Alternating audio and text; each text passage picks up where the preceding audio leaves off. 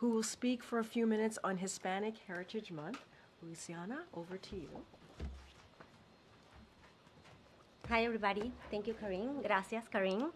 Buenas tardes, mi nombre es Luisana Pérez Fernández y soy la directora de medios de coalición de la Casa Blanca.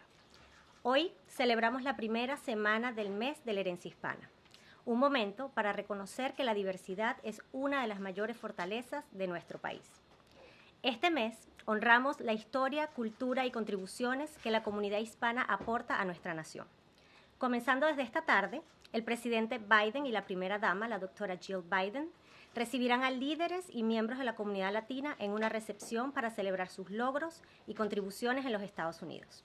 Luego, el día de mañana, el presidente dará un discurso en la gala del Instituto del Caucus Congresional Hispano, donde honrará la excelencia latina y las contribuciones del Caucus Hispano del Congreso.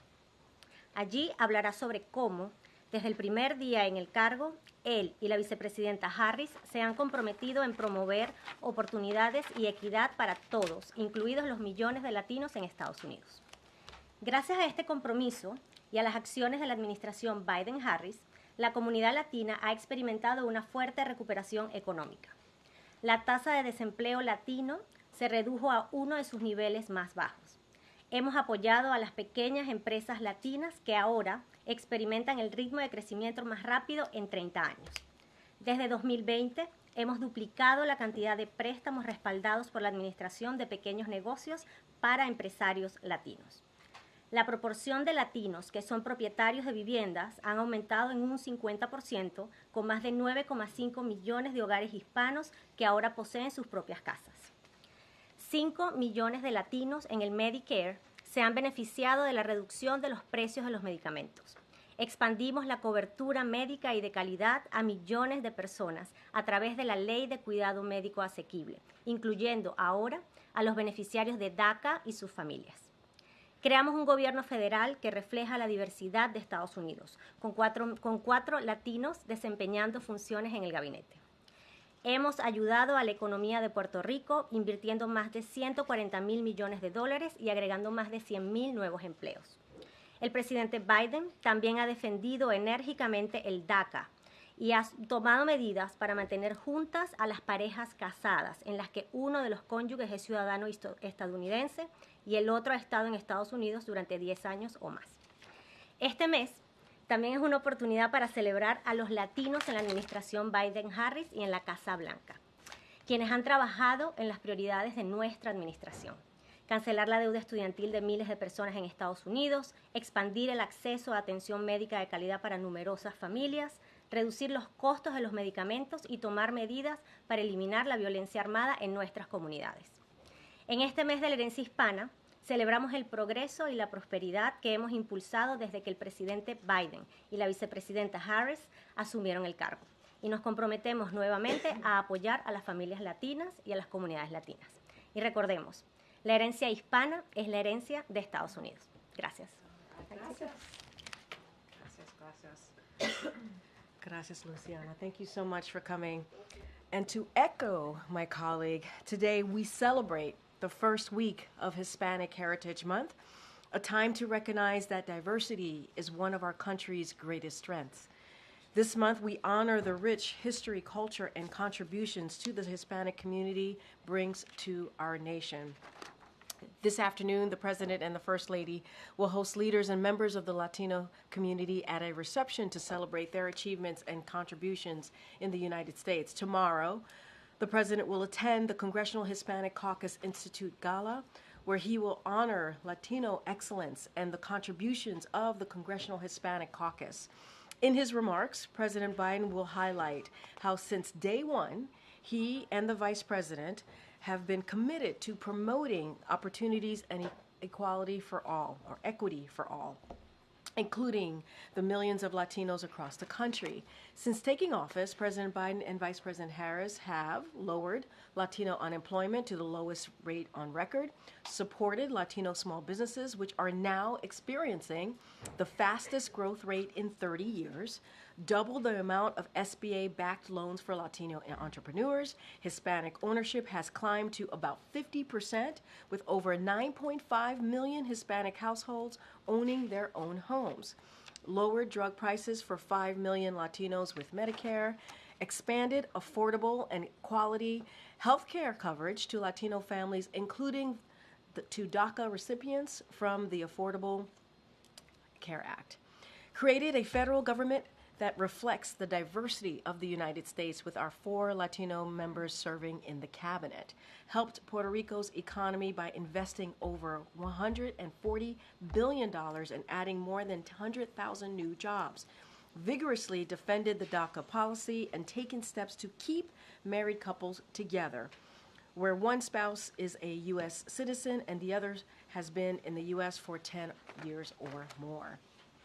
This month is also an opportunity to celebrate the Latinos in the Biden-Harris administration and the White House who have worked on our administration's priorities, canceling student debt for millions of people, expanding access to quality health care, reducing drug costs, and taking action to eliminate gun violence in our communities.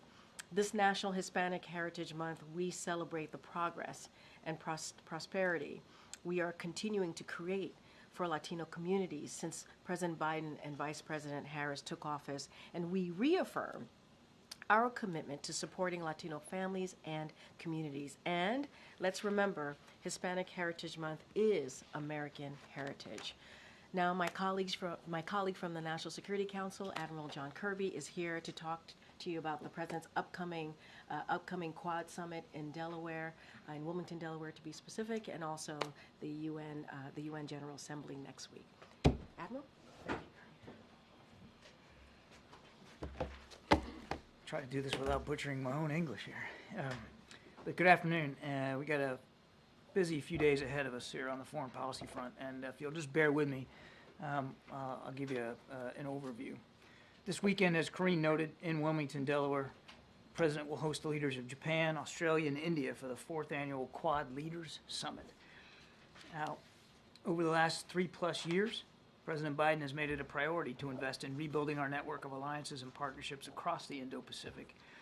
And in the process of doing that, he has strengthened not only existing relationships, but he's helped forge new ones altogether. So think about AUKUS, for instance, or the trilateral Camp David Summit with Japan and South Korea, or the first ever U.S.-Japan-Philippines Leaders Summit in April, and of course, the Indo-Pacific Quad. Back in 2021, President Biden elevated the Quad to the leader level for precisely those reasons. He understood that bringing 4 leading Indo-Pacific democracies with shared priorities, mutual security interests, and strong bonds of friendship between our peoples, would make for a safer and more prosperous region, and quite frankly, a safer and more prosperous United States. Now, this particular Quad Summit will be the first time we've hosted foreign leaders in Wilmington, the President's hometown. And he's very excited about that, about showing them a place and a community that shaped so much of the public servant and the leader that he became. It's also a reflection of his belief that, like politics, foreign policy is also personal. And the President is enormously proud of the personal relationships that he has with each of these 4 leaders. Or these 3 leaders, Indian Prime Minister Modi, Japanese Prime Minister Kishida, and Australian Prime Minister Albanese. The President will meet individually with each of them, and they will also gather together in a larger plenary session where they will discuss expanding cooperation across a range of critically important issues. We believe that you'll see coming out of this summit that the Quad is more strategically aligned and more relevant than ever before. I think you can expect a robust agenda aimed at delivering concrete benefits to the people of the region as they all identify priorities such as health security, natural disaster response, maritime security, quality infrastructure, critical and emerging technologies, climate and clean energy, and cybersecurity. You'll also see some announcements that demonstrate our intention to make sure that this special partnership, the Quad, endures and, in fact, thrives over the long term. We'll have more details, of course, to share on the specific deliverables as we get a little closer to the weekend. Looking ahead to next week, on Monday, the 23rd of September, President Biden will welcome the President of the United Arab Emirates, His Highness Sheikh Mohammed bin Zayed Al Nahyan, to the White House. Now, this will be the first ever visit by a President of the UAE to Washington, so it's a historic one. The Vice President will also meet separately with President Mohammed. Both the President and the Vice President have spoken with or met with President Mohammed at multiple points throughout the administration, and we look forward to the opportunity to have face-to-face discussions here. In particular, the President and the Vice President will discuss a number of bilateral and regional matters together with areas of deepening cooperation in advanced technology, clean energy, space, supply chain resiliency, and critical infrastructure investments. The UAE has made a number of recent announcements with respect to strategic investments in climate and clean energy, all of which build on the Partnership to Accelerate Transition to Clean Energy, or otherwise known as PACE, which we signed with the UAE 2 years ago. We look forward to expanding this collaboration over the coming months and years.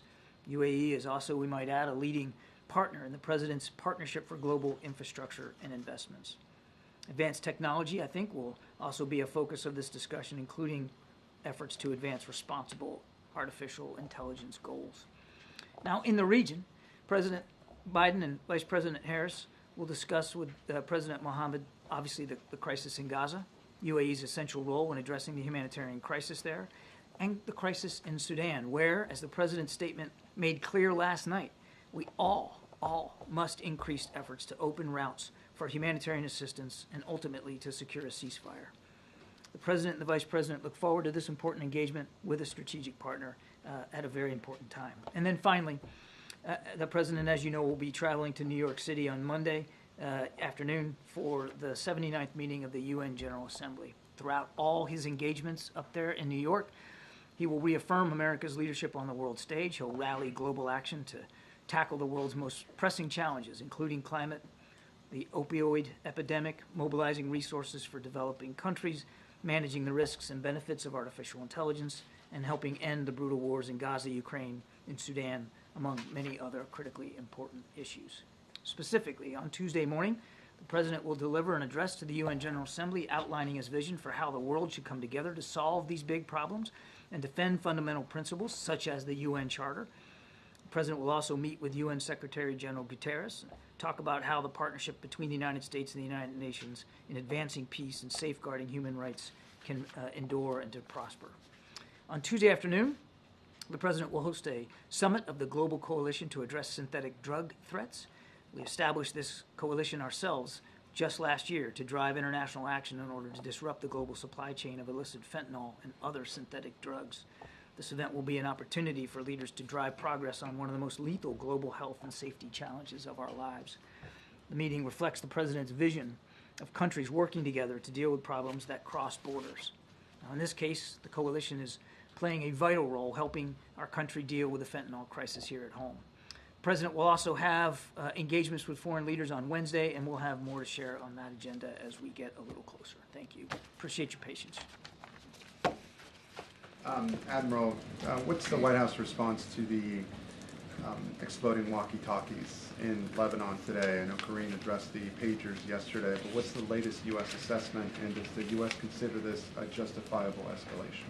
What I can tell you is we were not involved in yesterday's incidents or today's in any way, and I don't have anything more to share. Has the Israelis let you know about these operations? I don't have anything more to share today. Confirm that it's the U.S. assessment that the Israelis were behind all this. Nothing more to share.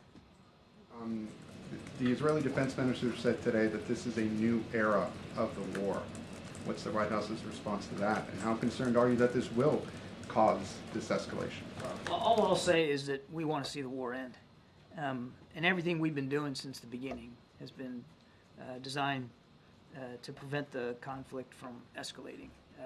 We still believe, for instance, that there is a diplomatic path forward, that particularly up near Lebanon, and we still believe that while it is increasingly difficult, and we are certainly no closer to finality, that we're going to that we believe a ceasefire deal and a negotiation to get the hostages out is still the best outcome, and we're going to keep pursuing that. But how do these events move forward any diplomatic solution here?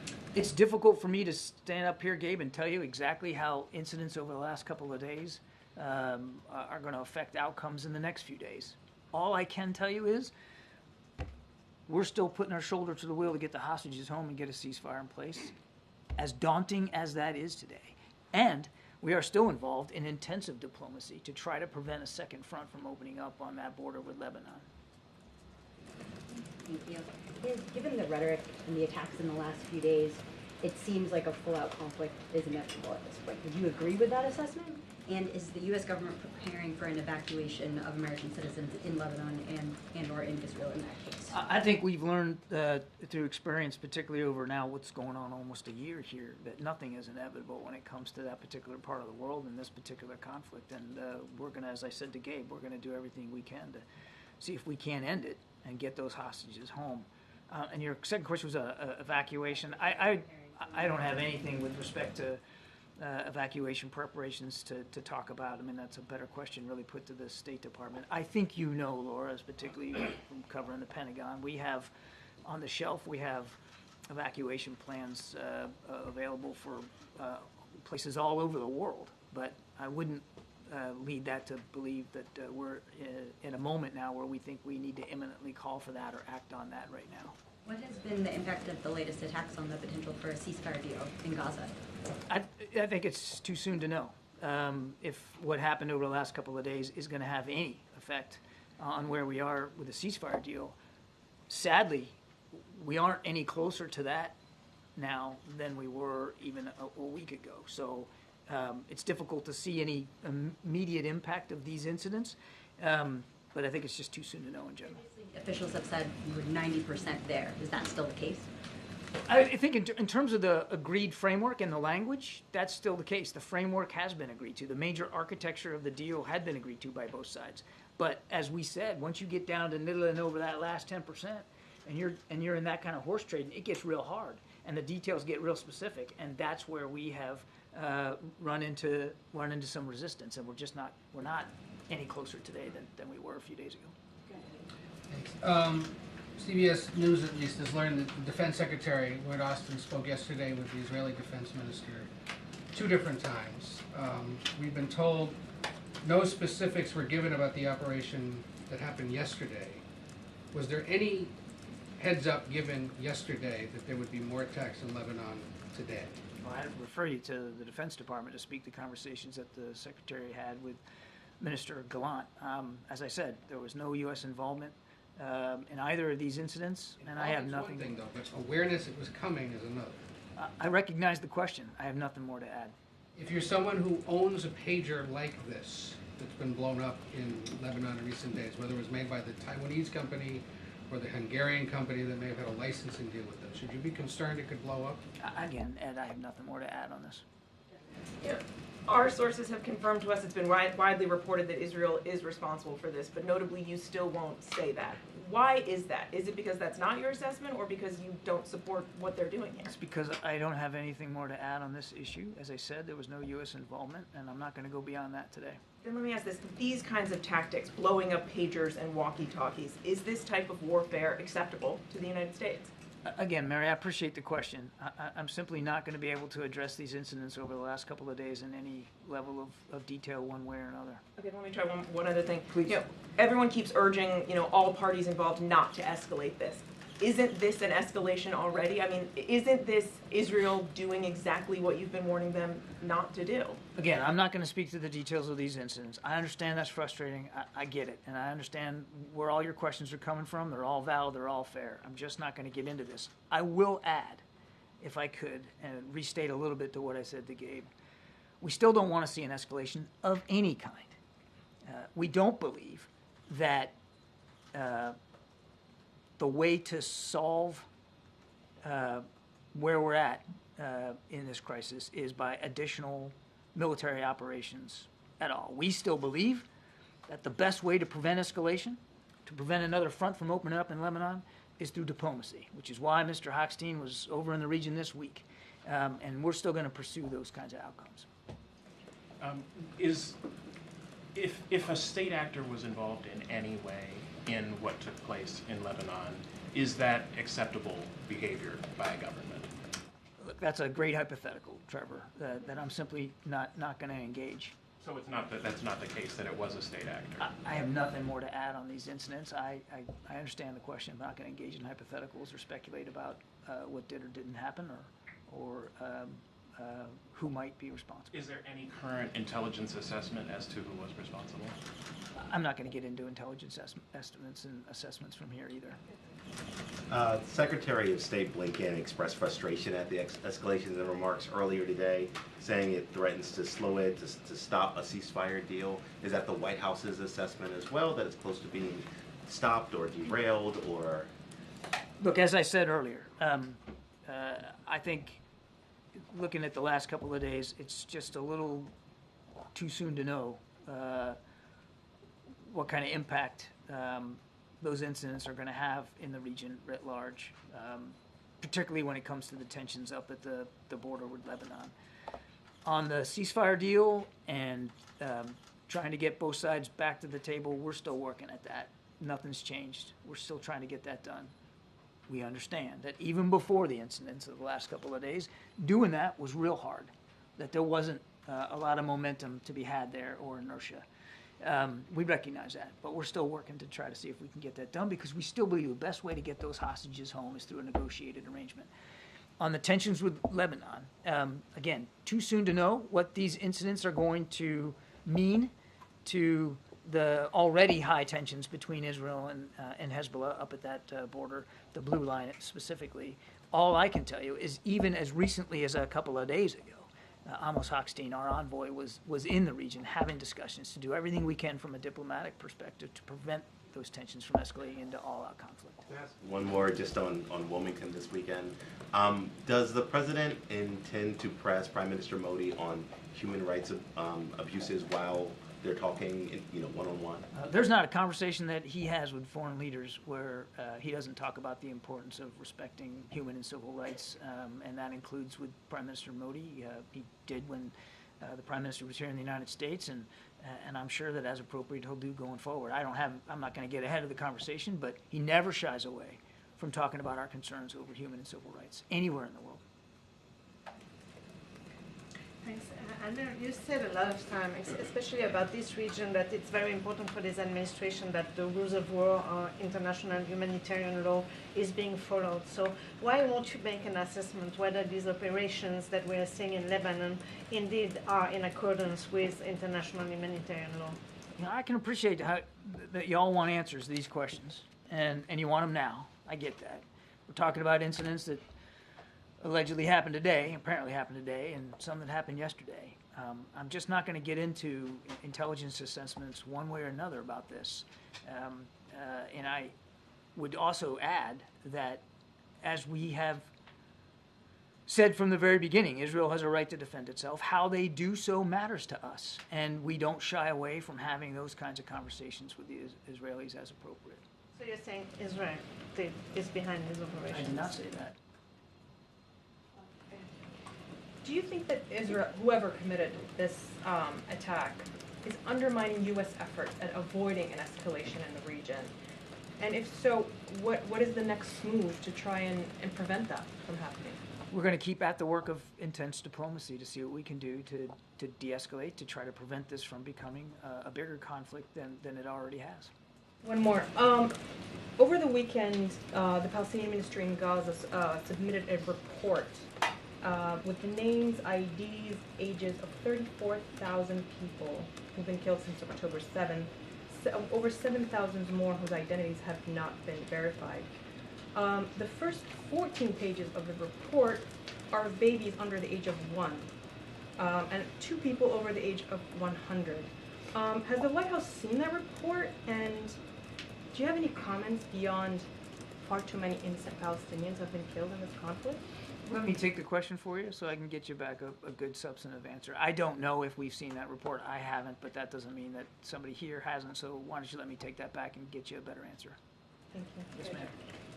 On U.S. steel and Nippon Steel, the CFIUS review that's now been, delayed or extended another 90 days, can you explain a little bit why that process is taking so long, and if it signals any sort of shift in the president's thinking about concerns he's expressed about this merger?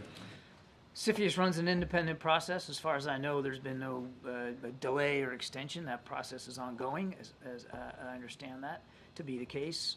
Look, the president has said already what he believes the future of U.S. steel ought to be. He's made that clear, but he also respects the CFIUS process. And again, that process is ongoing. Thanks, Karine. John, to what extent will China be a focus of the Quad meeting this weekend? Well, I think it'll certainly be high on the agenda, John. I mean, there's not an opportunity when you get together with these particular leaders, the Indo-Pacific Quad, where in fact, it would be irresponsible if they didn't talk about the challenges that still exist in the region caused by aggressive PRC military action, for instance, unfair trade practices, tensions over the Taiwan Strait. I have no doubt that all those issues will come up. Do all 4 Quad countries view China as a threat to the Indo-Pacific region? I think you'd have to talk to the leaders about their particular view of the PRC, but I think we all have a common set of understanding about the challenges that the PRC is posing. But each of them are sovereign countries. They get to decide for themselves what their relationship is going to be with the PRC and how that looks. Each of them has a different relationship with the PRC, including us. Thank you, Karine. Admiral, there's been a decided shift in confidence among U.S. officials about the ability to reach a ceasefire deal in the near term. And today, National Security Advisor Jake Sullivan is meeting with hostage families again, and I'm wondering what the administration's message is to them. Well, number one, that we haven't forgotten their loved ones. Number two, that we're going to do everything we can to get them home where they belong, back with their families. And number three, that even though we haven't found purchase here with this deal, we're not going to stop trying. That we're still working very hard every day.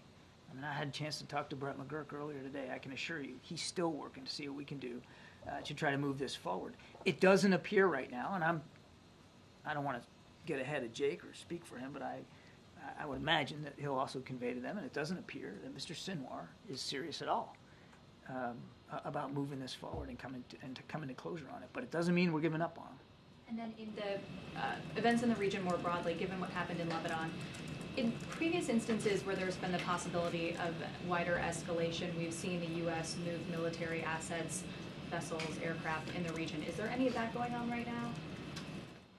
We have a robust presence in the Middle East right now and have sustained that, as you know, over the last few weeks when there was concern about escalation. What I can tell you is that force posture is still there, still robust.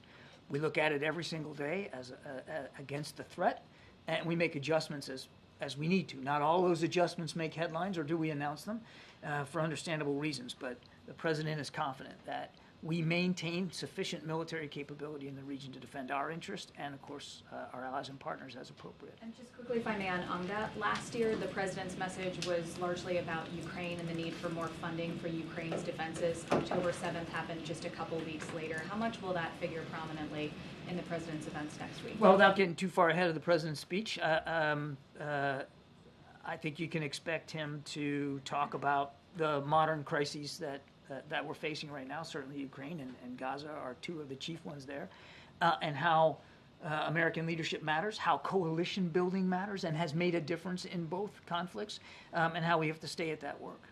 Thank you. Thank you. John, next week President Zelensky of Ukraine will present his victory plan to President Biden. Has the President had a chance to review this plan, and would you call it victorious? We've not been fully briefed on it. Will President Biden host President Zelensky in New York or here at the White House? I don't have a meeting to announce today, but stay tuned. Ukrainians have requested a meeting, according to our sources, with Vice President Harris. Did she accept this I would refer you to Vice President Harris's staff. You know she has met with President Zelensky face-to-face on a couple of occasions, and I know she's spoken to him on the phone. I have little doubt that if the opportunity presents itself and both of them can have another conversation, they will, but you'd have to talk to her staff on Getting back to Lebanon, so those communication devices were reportedly made in Japan and Taiwan. Have you reached out to your Japanese and Taiwanese counterparts in that matter? I'm aware of no such communication. Thank you, Karine. Admiral, staying on the subject of Russia, the government of Armenia today said that they formally plot Russian forces to try to stage a coup in their country. Is the White House aware of this and have any comment? I won't get into intelligence assessments specifically, Jonathan. I would just say writ large, and we've talked about this before, Russia has proven adept and certainly interested in interfering in democratic institutions around the world, certainly here at home, no question about it, but overseas as well. And it is a constant topic of conversation between us and our allies and our partners, and we're doing everything we can working with them to try to disrupt that interference. Thank you so John, much. can you address the famine in Sudan? John, can you address the famine, please? I think if I could just briefly point you to the president's statement last night. How serious is it? How dire is it? It's, I don't know of a famine that's not dire. Right. It's dire. Millions of people have been pushed out of their homes. Hundreds of thousands of them are facing incredibly violent circumstances. And yes, there's real famine and real hunger. And that's why we are working incredibly hard. And that's why the president himself wanted to make that point about last night about that town Al-Fashir and the RSF's basically siege of it. It's got to stop. Both sides have got to start coming together, sitting at the table and doing what's right by the Sudanese people. And I'll tell you something else. He's not going to stop fighting for the people of Sudan. We're not going to stop trying to find a way to end this conflict. The president has called on the belligerents to come together. Are they listening, John? Okay, thanks, Admiral. Appreciate that. Okay, I just have one last thing, and then we'll get to questions. So as we announced this morning, the First Lady will lead the President's delegation to the inauguration of Mexico's first woman president, Claudia Sheinbaum Pardo, on October 1st. The full list of the delegation members will be announced at a later date. President Biden and President Andres Manuel Lopez Obrador have built a strong and constructive partnership, and we look forward to building on this partnership under the president-elect to advance our economic, migration, and regional security cooperation. And with that, Will? Thank you. I know we're going to have the Economic Club interview tomorrow with the president. I'm wondering if we're going to hear from him on the rate cut that the Fed has announced, and if there any chance that he'll speak to possible political influence this close to the election? So let me just give you a little bit of flavor, if you will, on tomorrow. As you just stated, the president is going to speak at the D.C. Economic Club. So he's going to deliver remarks on the important moment we've reached. Inflation, interest rates are falling, and the economy remains strong, which many critics thought was impossible.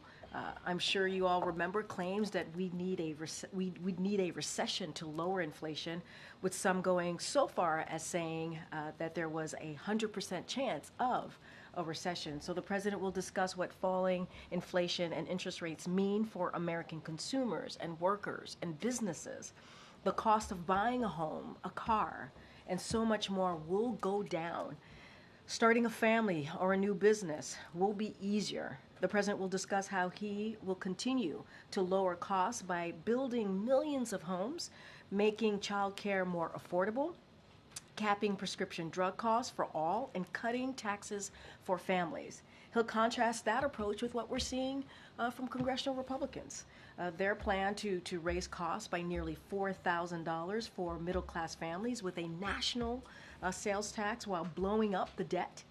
With more tax cuts for the very wealthy and never seeing that actually trickle down. And so that's what you're going to hear from this president. As far as your question about the politics, the political side, the political pieces of this, look, we're going to let the Fed speak for themselves. As you know, and we've been always very clear about this and very respectful of the independence of the Federal Reserve. Unlike other administrations, we've been, I think, pretty steadfast about that and have been continuous in making that clear. Go ahead. Was there any surprise here at the White House by the size of the rate cut? So I'm not going to get into I'm not going to get into private conversations or discussions. Look, I think what's important here is that it's a moment of progress. I think that's how we see this, and also a recognition of how far we have come. And so I think that is what we think is important here. And I just mentioned at the top, or in that question that I was asked by Will, how this is important for families, businesses. Now prices are going to go down if you think about being able to buy a home. And these are important items for the American people. And so that's how we see this. We see this as a moment of progress. A few other quick things. The former president is now under what the Secret Service says is a pretty substantial security footprint, pretty much on par with what the sitting president gets. Is President Biden satisfied that he's now getting that President Trump is now getting the protection he needs. So look, I'm just going to kind of reiterate what you heard from the director just yesterday in the aftermath. What you heard from the director, but also in the aftermath after July 13th, the president was very clear. He wanted to make sure that the former president should have the highest level of protection. That's what he offered by the Secret Service. That's what he wanted to see. President Biden wanted to see that. And he has also repeated over and over again that the Secret Service needs to make sure, that we need to make sure that they have the resources, the capabilities.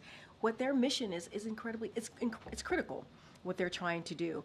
And so since July 13th, the Secret Service has greatly enhanced that security for the former president. And so honestly, they are the only ones who can speak to the specifics on what that looks like. But again, the acting director, Rose, spoke to this yesterday. I think you also heard from Secretary Mayorkas on this as well. And so I certainly would leave it to them. I'm sorry, not Secretary Marcus, the Department of Justice Secretary. But yeah, Secretary Mayorkas. I'm so sorry, Secretary Mayorkas. That's who you heard from yesterday. I'm going back and forth on that. I could have asked the Admiral, but I'll ask you. The fact that this summit is being held in Wilmington as opposed to New York or here or Camp David, what should we read into the fact that he's taken him to his hometown? Look, I think that what people should look at this as politics, whether it's foreign or domestic, is indeed personal, right? It is very much local. It is very much personal. And if you think about this, is that the president has developed over 3.5 years and more, the president has developed a relationship with these leaders. And so he wanted to continue on that diplomacy, if you will, by bringing them to Wilmington. And I think it's important. I think it's important show of how those relationship has grown. It's important to show how much the president really focuses on foreign policy, and I think that's what you should see from that. It's politics, not just domestic, but also foreign. Foreign policy is very much local, and I think that's what you're going to see from this president. Is holding it in Wilmington something he'd considered, or hosting any world leader in Wilmington something he'd considered previous to now, or that he would have done more of had there been a second term? I mean, this is a city that's gotten used to him and the footprint being there every weekend or every other weekend. So look, why now? It is indeed, Wilmington, Delaware is his home. It is a place that he talks about often, as you stated, that he went back every weekend, as you know, every day, as you know, when he was a senator raising his boys. And so, this is what you see from this president when he goes to Wilmington. And I think, look, I'm not going to go into what the president was thinking before he decided to not run for re-election. I'm not going to go into that. What I'm going to go into is that he thinks it's important in the relationship that he has built with these leaders to bring them to his hometown. And again, not just politics, but domestic policy, foreign policy as well, as it relates to the American people. It's indeed very local. And so he's looking forward to bringing them to his hometown. I think they will enjoy Wilmington as much as you all do when you go to Wilmington with the president. Go ahead. You can either confirm or deny. I don't know. I think you love it. I think you love it. Go ahead. Sorry. Is the White House concerned at all that the Fed is predicting that the unemployment rate is going to rise by the end of the year? So look, I'm going to let certainly the Fed speak for itself, as they have. I'll say this, as their statement said today, the economic activity has continued to expand at a solid pace, and the unemployment rate remains low. And as Chair Powell just said moments ago, the labor market is actually in solid condition. It is clear that our economy remains strong. As we're talking about foreign policy, we have the strongest economy, leading the strongest economy in the world. And unemployment is still low at 4.2%, with the lowest average of unemployment of any administration in 50 years. 142,000 jobs created last month, nearly 16 million jobs created under the Biden-Harris administration. Wages are going faster than prices are. So I think these are important data and points to also lift up as well. But again, the Fed also spoke for themselves in speaking to the strength of the economy and the economic activity as well. I know you can't speak to politics, but the Teamsters today decided not to endorse any candidate in the election. Can you just speak to the administration's relationship with the Teamsters? Obviously, you guys have done a lot with them, $36 billion in aid. Is the president surprised at all by that? So look, I'm not going to get into endorsements from any organization, including today the Teamsters. That is certainly something that the campaign could speak to.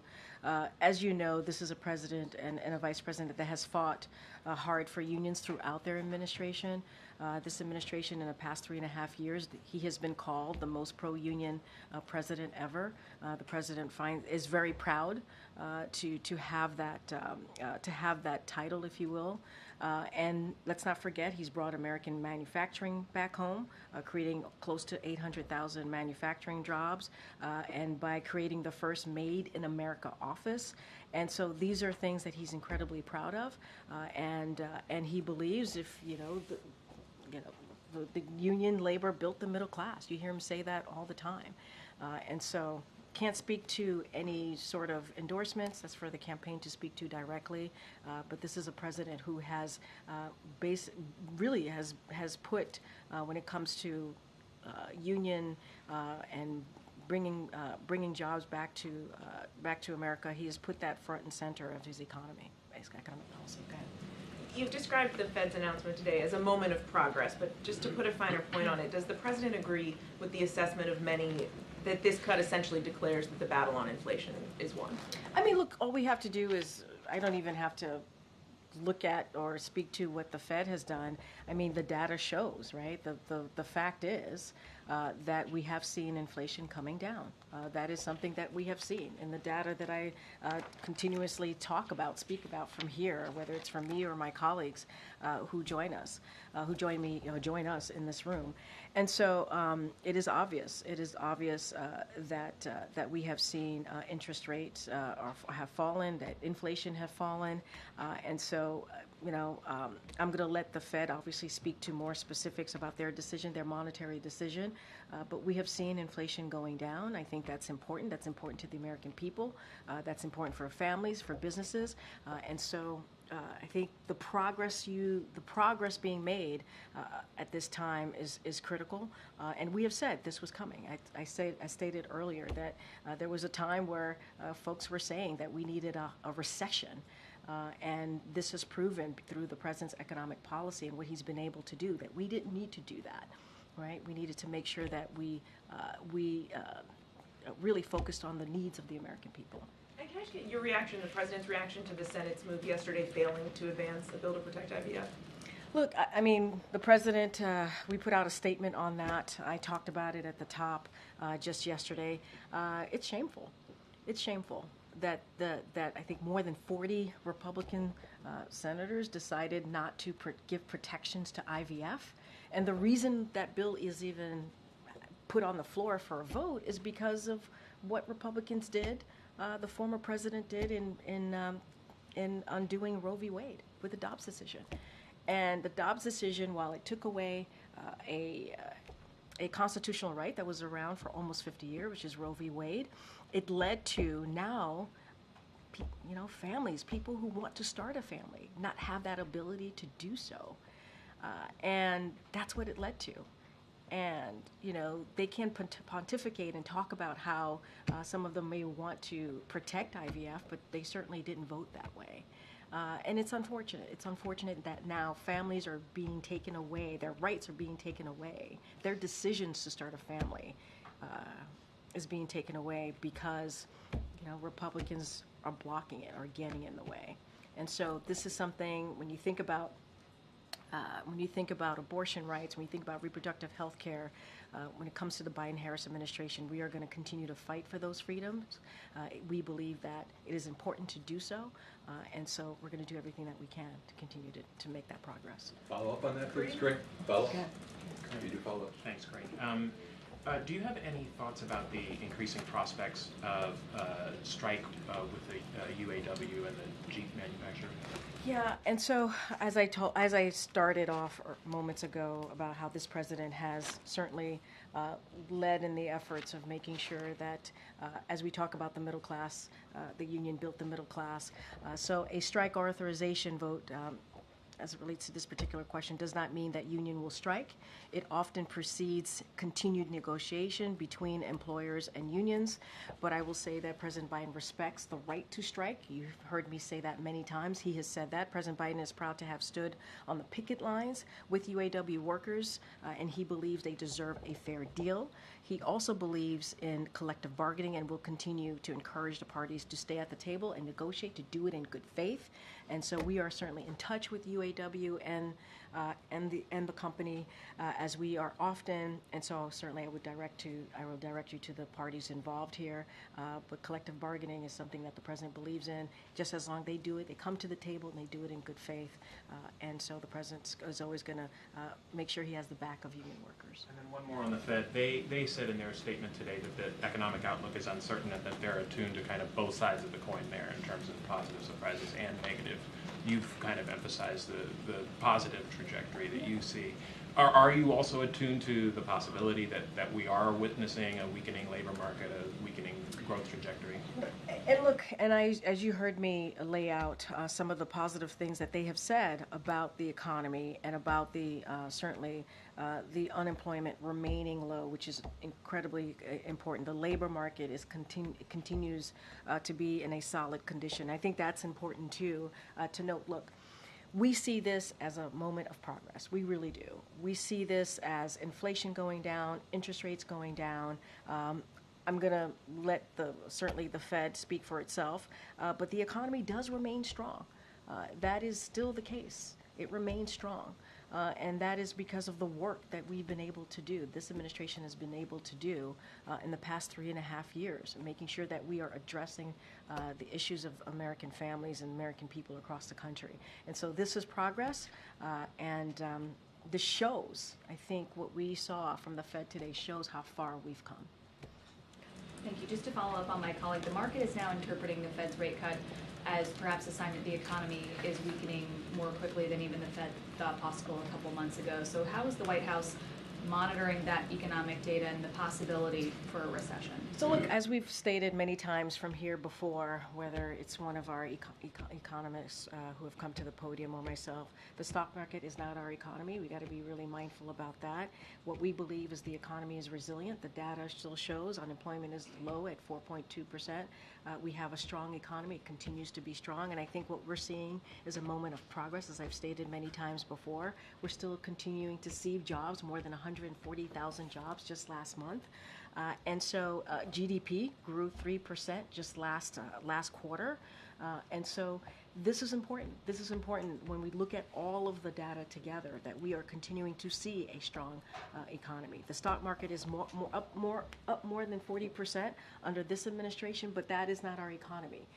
And so we're continuing to see progress. We've come a long way since this president and this vice president walked into this administration. The economy was in a tailspin.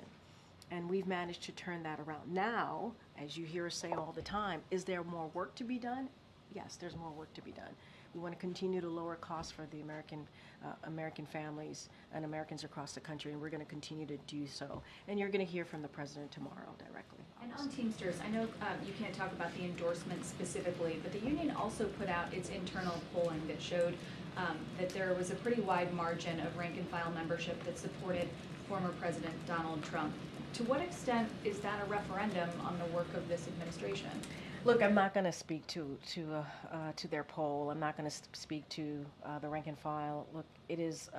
We're talking about a 2024, obviously, an election that is just a few weeks away. I can't speak to that. I can't speak to their decision to endorse, not endorse.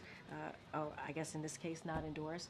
What I can speak to is what this president and this vice president has done in the last 3.5 years. This president has been called the most pro-union president ever. And I think, Trump outpulled President Biden when he was I hear you. So I mean, we're talking about. how does that reflect on the We're also administration's we're work? talking about one union, right? We're talking about the Teamsters. 1.6 million people. Yeah, I hear you, but we're still talking about one union. And I'm not going to go into their data. I'm not going to go into their polling. But what I will say is many other labor unions have said, and they've been very clear about what this president has been able to do. Thinking about manufacturing jobs, you're thinking about building an economy that leaves nobody behind. You're thinking about what we've been able to do to make sure that we're bringing back American jobs here. Made in America, obviously, here. We created an office to do just that. And so the president has certainly not just done the talk, he's walked the walk. And I think there are many labor unions out there who have seen that from this administration. I'm not going to dive in or double down or get into a particular polling that's out there. Karine, following up on Mary's question, back in August, I asked the president whether he thought the U.S. had beat inflation, and he responded with an emphatic yes. Today, Jerome Powell was a bit more cautious, and he said, we're not saying mission accomplished. So I want to ask you again, does the White House believe, does the president believe that the U.S. has beat inflation? So what we believe is that we've seen progress. That's what we believe. We believe that inflation indeed has gone down, right? That is something that we have seen over the past several months. Inflation has gone down. We cannot forget where we were when we walked into this administration, a once-in-a-century pandemic. And the economy was in tailspin. We did not have a comprehensive plan on how to deal with the pandemic. That's something that the former administration did not leave us. And so we see that inflation is going down, not just us, it is indeed the data is showing that, and now interest rate is going down. I'm going to let the president speak for himself. He's going to speak tomorrow at the DC Economic Club, and he'll have a lot more to say. Right now, you're not going as far as the president did in office. I'm going to let the president speak for himself. That's what I'm saying. I'm saying I'm going to let the president speak for itself, and what I can say is that it is a fact that inflation and interest rate are indeed going down. That is what we see, and we're just stating the obvious. This is not talking about the monetary decisions that the Fed has made. This is just stating the obvious and the fact. I'm going to let the president speak for himself. Thanks, Karine. Donald Trump suggested yesterday that he wants to eliminate the cap on state and local tax deductions, which he signed into law a few years ago, generally speaking. What is the administration's position on this cap? Should it be removed, and why or why not? Look, I'm going to just let the campaign speak to that, as it is related to his priorities as a candidate. I'm just going to let them speak to it. Okay. Karine, thank you. The president has had a long career on the world stage as chairman of the Senate Foreign Relations Committee, as vice president, and of course as president. And I'm wondering, going into these summits, the Quad Summit and the UNGA meeting, how much will we see him speak in a personal way about his legacy, his vision? This will be his final talk, his final address to an UNGA group, and also thinking about the speech tomorrow. You said that the president will discuss how he'll continue to lower costs by building millions of homes, making childcare more affordable, capping prescription drugs, etc. How much does he think he can realistically accomplish in the waning days? I'm going to let certainly I'm going to let the president speak to that and more. I was just giving you a little bit of a taste of what the president wants to talk about. And look, lowering costs has been something that has been at the center of his economic policy, a priority for him in the past 3.5 years. And so that is something that we're going to continue to do. And I think under this administration, we have been able to build homes for people in an affordable way, and that's something that we're going to continue to do. We've been able to deal with child care especially the child tax credit. That is something that we were able to do with the American Rescue Plan, which only Democrats voted for in Congress, and that actually made a difference. So you've seen some of the approaches that the president has been able to do. We have already beat Big Pharma, and so you have seen prescription drugs go down because of the work that this president has done with the Inflation Reduction Act. Again, only Democrats voted for that. And that was something that you've heard from elected officials for years that they wanted to beat Big Pharma. This president was able to do that. So I'll let him speak more to that tomorrow and what that's going to look like, lay out his plan and his thoughts.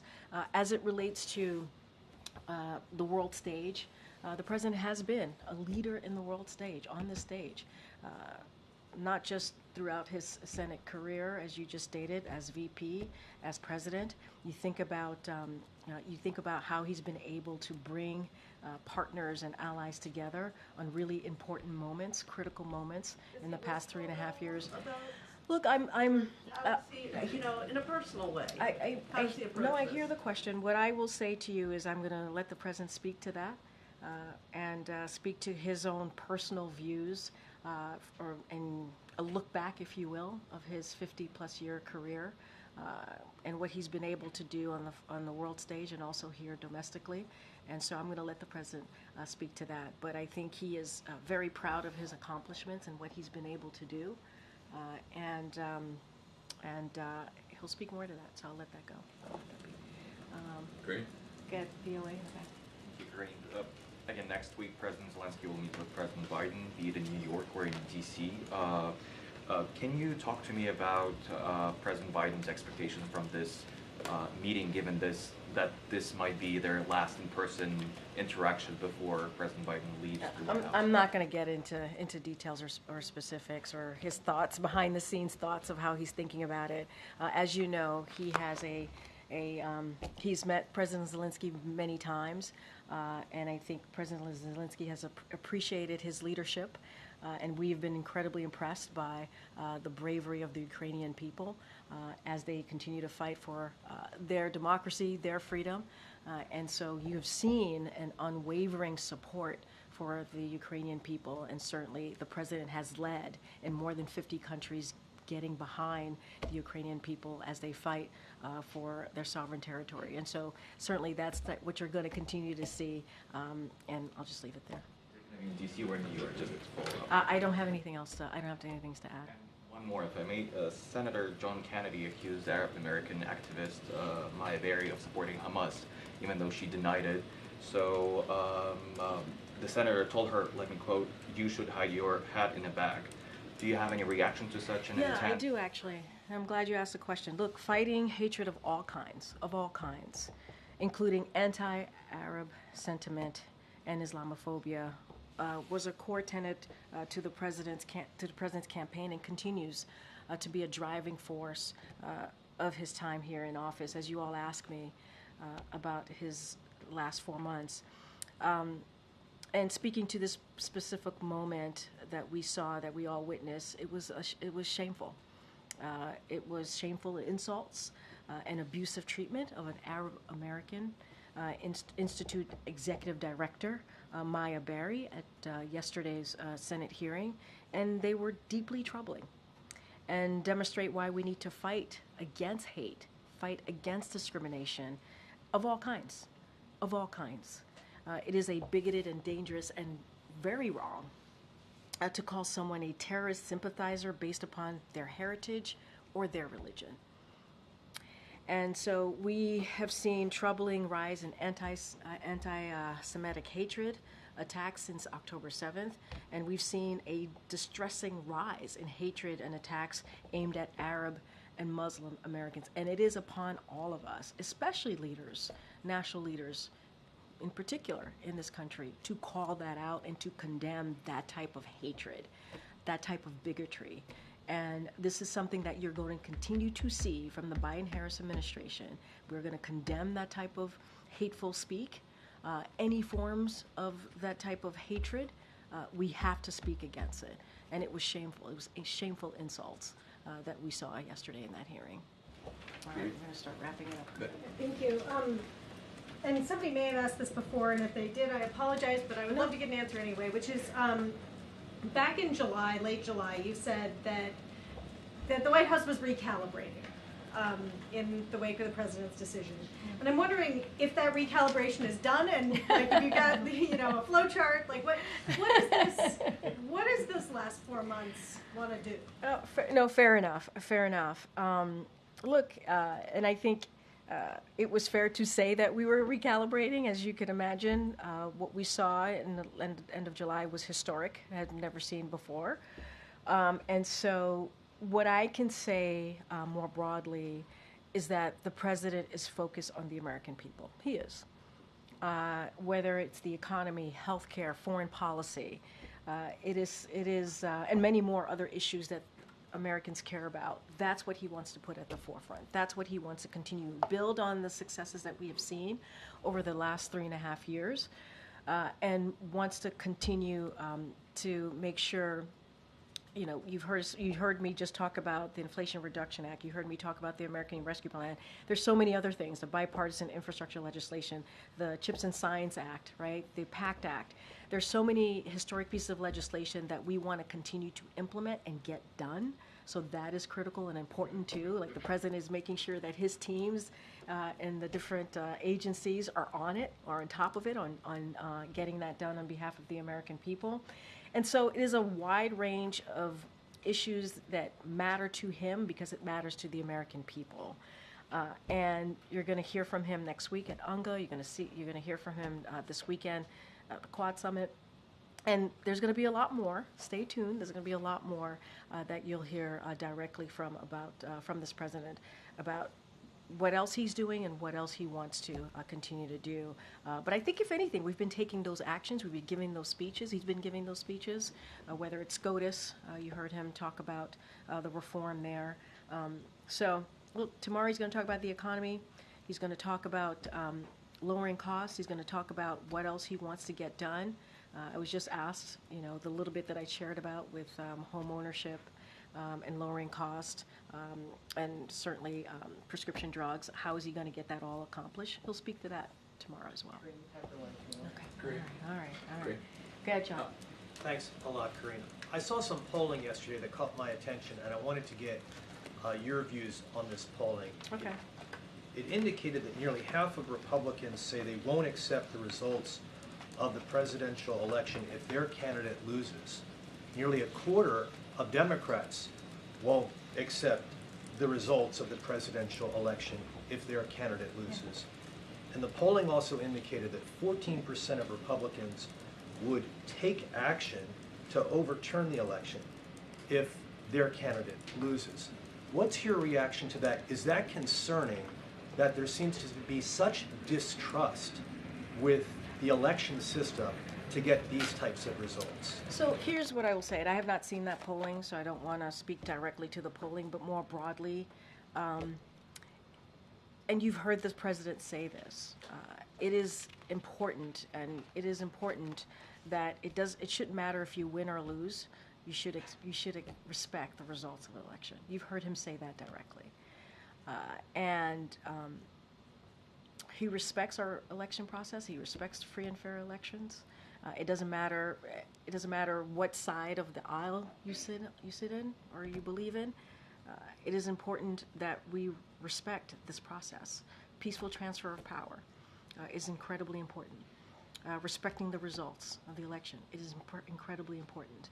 And you're going to continue to hear that from this president. He's going to continue to fight for our democracy. And you heard him say that on January 6th, after what we saw on the Capitol, after violence was incited, when you saw 2,000 people trying to overturn an election because of what the former president said. And he denounced that. And it wasn't just, you just didn't hear that from a Democratic elect president. You heard that from the judges who more than 60 of them were Republican judges who said it was indeed a free and fair election.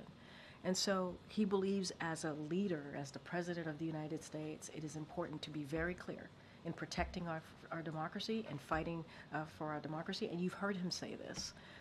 And so I'll leave it there. I'll see you all tomorrow. Thank you, everybody.